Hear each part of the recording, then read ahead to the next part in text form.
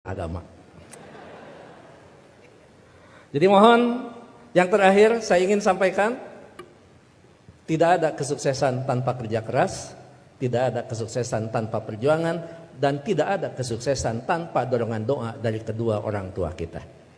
Jadi pada hari ini Anda ucapkan selamat, Anda mintakan maaf kepada orang-orang tercinta yang berkontribusi atas kesuksesan pendidikan kita.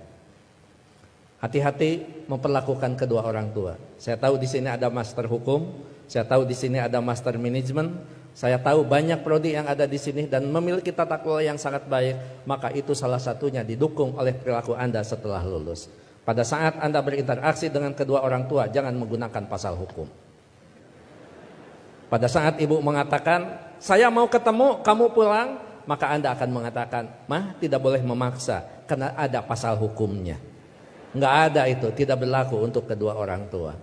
Pada saat Anda diminta membantu kedua orang tua, Anda jangan menggunakan manajemen yang efektif. Tidak ada manajemen dalam hubungan dengan orang tua, kecuali penghargaan, penghormatan, dan tempatkan dia sebagai di tempat yang paling sempurna sebagai kedua orang tua kita.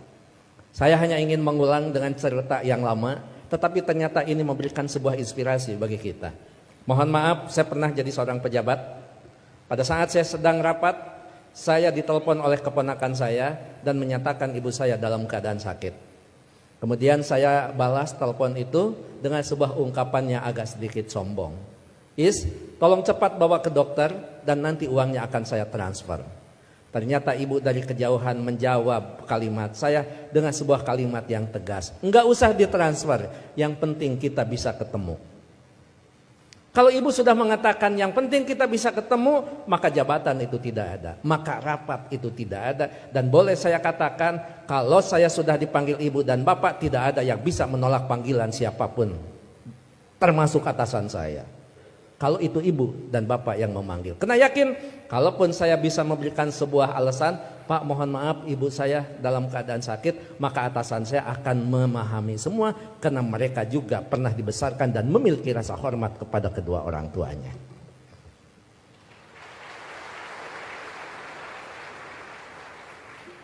Pukul 8:30 malam saya pulang, dan saya sama seperti Anda, mungkin saya lebih kampung daripada Anda yang hari ini di wisuda.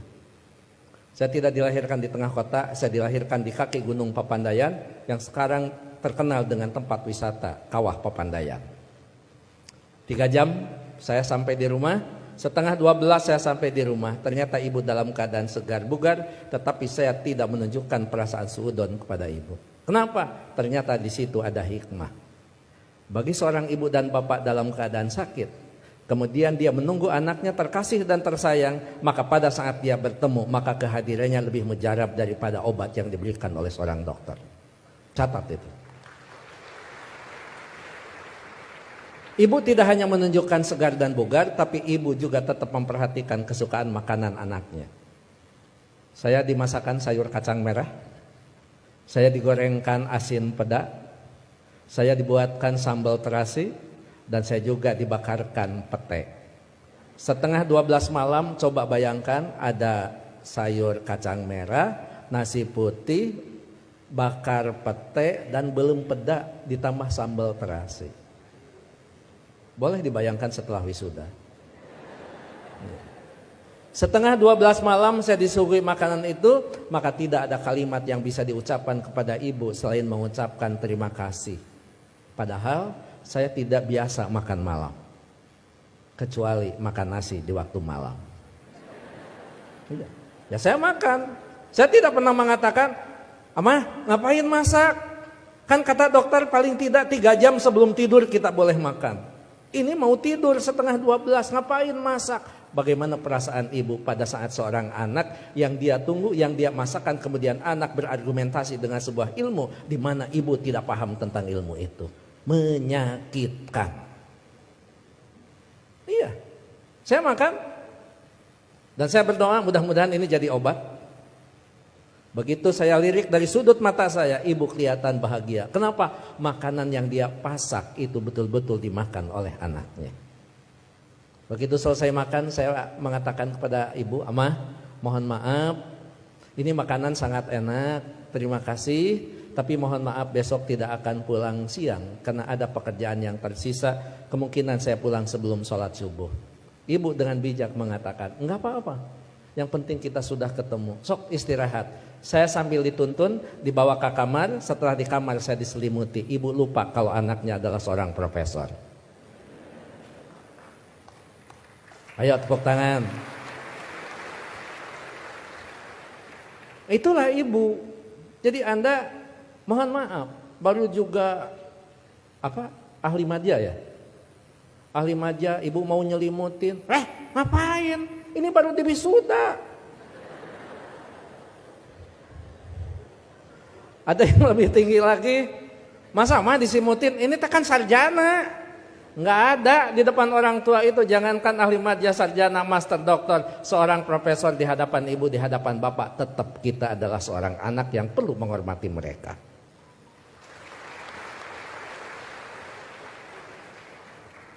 Yang paling indah dan paling membuat saya terharu, pada pukul 3 saya bangun, ternyata ibu sudah berdiri di samping saya sambil menepuk bahu saya.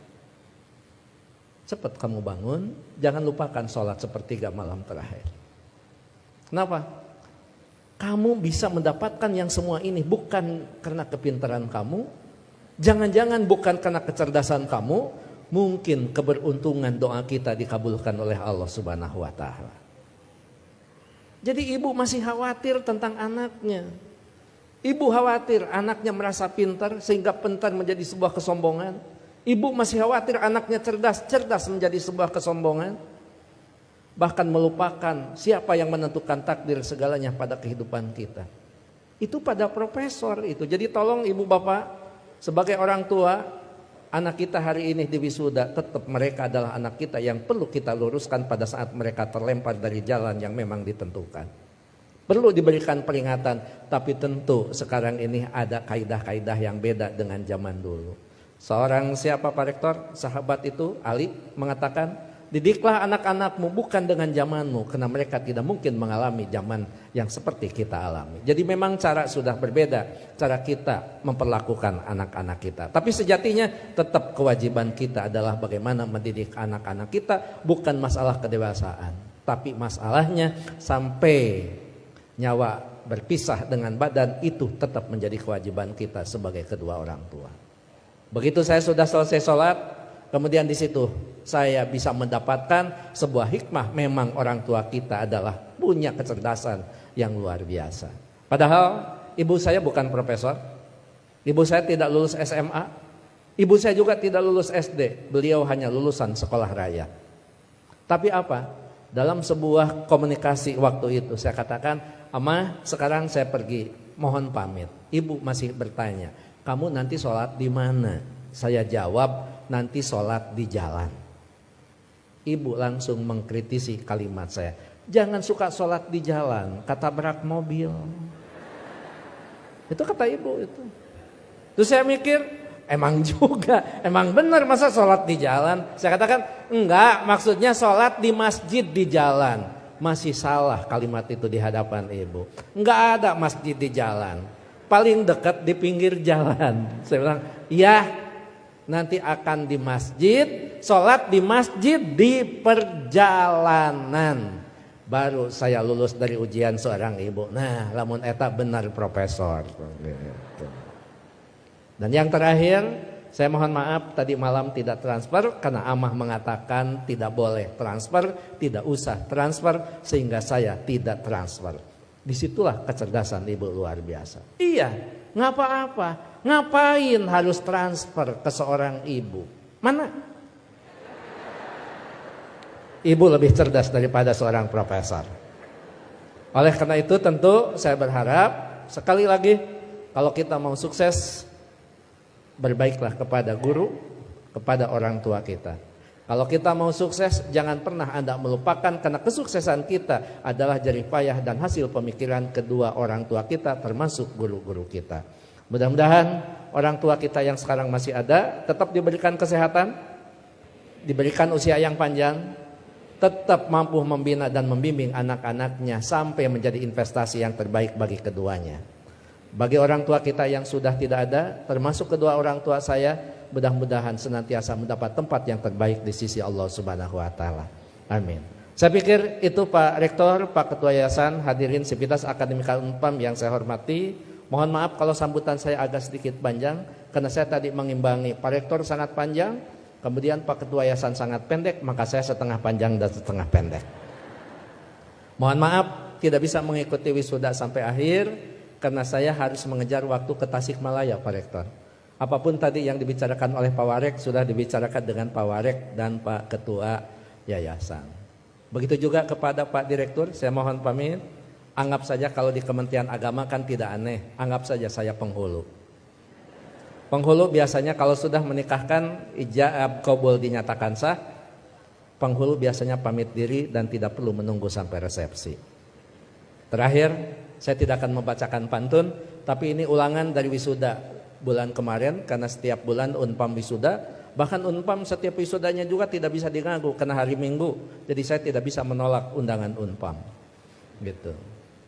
Anda hanya tahu saja yang wisudawan wisudawati. Saya ini mantan aura kasih. Sekian dan terima kasih. Assalamualaikum warahmatullahi wabarakatuh.